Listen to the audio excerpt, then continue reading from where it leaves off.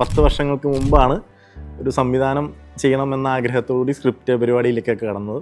മലയാള സിനിമയുടെ സിറ്റുവേഷൻ എന്ന് പറഞ്ഞാൽ മറ്റേ പടുകുഴിയിലേക്ക് പോയിക്കൊണ്ടിരിക്കുന്ന സിറ്റുവേഷൻ ആയിരുന്നു. കാരണം സിജോയുടെ ടേസ്റ്റിന് ഒരു അഡ്മിറേഷൻ ഉണ്ട് എനിക്ക്.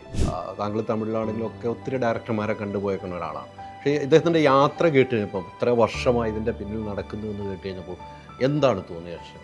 അതായത് ഒരു full circle artist, not just a film actor. ആ ആർട്ടിന് നമ്മൾ അത്രയും വില കൊടുത്താൽ മാത്രമേ ഇത്രയും നമുക്ക് സാധിക്കാൻ പറ്റൂ. എനിക്ക് ഏറ്റവും ഇഷ്ടമുള്ളൊരു കാര്യം എന്ന് പറഞ്ഞാൽ we get to play different characters. ഡോക്ടറാവാം. അപ്പോൾ എൻ്റെ മദറിന് എന്നെ പള്ളിയിലച്ഛനാക്കണമെന്ന് ആഗ്രഹം ഉണ്ടായിരുന്നു ഞാൻ കേട്ടു.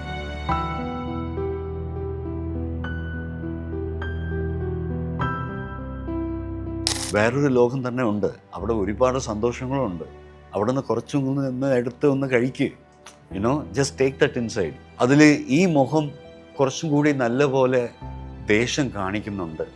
അതുപോലത്തെ ഒരു ഡയമെൻഷനാണ് എൻ്റെ മുഖം. ഹൈദർ അലി സാറാണ് പറയുന്നത്. ഗംഭീര ഹ്യൂമൻ ബീയിങ് കൂടിയാണ്. Thank you. താങ്കളുടെ മുഖത്ത് നമ്മൾ നോക്കുമ്പോൾ ഒരു ദേഷ്യമുഖഭാവമാണ്. ദാസപ്പോ എന്നെ ശരിക്കൊന്ന് ശ്രദ്ധിച്ചേ.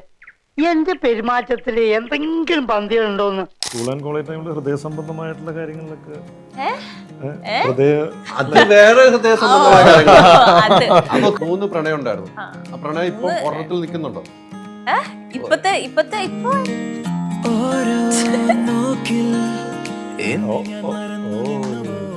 അപ്പോൾ അത് ചെയ്യാൻ വേണ്ടിയിട്ട് സിജു ചേട്ടൻ്റെ പ്രോസസ്സ് എങ്ങനെയായിരുന്നു?